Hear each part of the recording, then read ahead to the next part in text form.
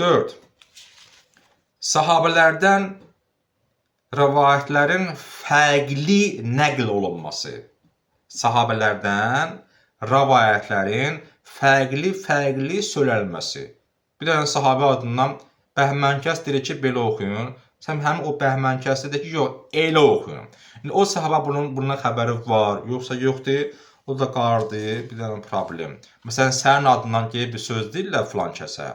Sonra sənin adından o dedikləri mövzunun başqa cür çatdırırlar. Sən qalsın ortada çox, mən ya deməmişim heç birini, ya demişəm, bunu demişəm. Nə fərqli çatdırırsınız məlumat başqasına? Nə marağınız var? Ya marağınız var burada, ya sənin qulağın zəifdir, ya qulağın zəifdir, amma səhv anlamısan deyə. Qalır həmin sahabənin boynunda. O da ortaya çıxır adətən 3-cü xəlifə Osmanlı dövründə ortaya çıxmışdı ki, müxtəlif məntəqələrə oxumuş o da göndərilirdi qarilər və bir dənə müshəflə Quran. İstərsiniz sahabə, məsələn, içində mən deyən həmin məntəqədə göndərilmişəm bir sahabə və qari müəllim ünvanında, mən filan kəsə deyirəm ki, məsələn, içində sənə çatdır cəmaata, məsələn, filan məsələ. Mənim adımdan çatdır həmin cəmaata başqa cür. Cəmaat qartı ortada. Məsələn, filankəs adından, məsələn, bizim məntəqəmizdə molladır, ruhandır, alimdir, şeyxdir. Gah elə çatdır, gah da belə çatdırılır.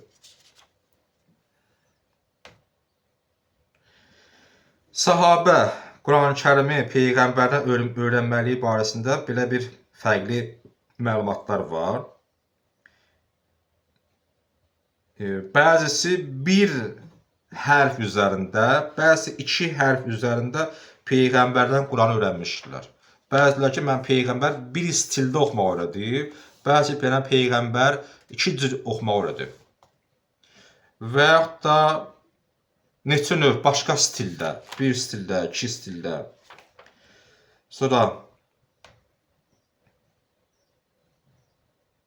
başqa hətta formalarla, biri deyildi mənə bir hərf üzərində, biri ki, mənə 2 formada, 3 hərf. Hamısı adım bağırdı Peyğəmbərə. Mənə Peyğəmbər bunu öyrədib ki, mən bunu ancaq bir cür oxuyum. O burada ki, yox, mənə Peyğəmbər özü bunu öyrədib, mən bunu 2 cür oxumağa mənə Peyğəmbər öyrədib. Biri ki, mənə 3 cür. Belə fərqli rivayətlər. 5-ci lüğətlərin müxtəlifliyi və yaxud da ləhcələrin müxtəlifliyi.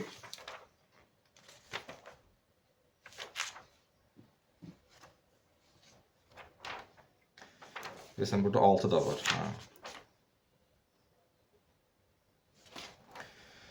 Şöyle 5 dəqiqə. Müxtəlif məntəqələr, müxtəlif lüğətlər səbəb oldu ki, hər bir insan öz tayfasına və qəbiləsinə uyğun Quran oxusunlar. Məsələn, biri deyir ki, mən deyə bilmirəm filan sözü. Onda başqa söz deyim onun yerinə də. Məsələn, mən buralı deyiləm, mən bu söz dilimə yatmır, mən onun əvəzə başqa söz deyim. Bu da oxumuş azdan çoxun barəsində 5-ci səbəb. Sonra burada görə nədir?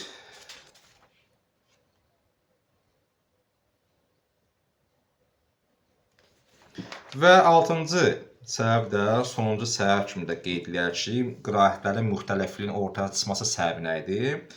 Deyir ki, Peyğəmbərin dövründə kəlmələrin nöqtəsinin və hərəkəsinin olmaması səbəb oldu ki, o söz müxtəlif növ oxunsun.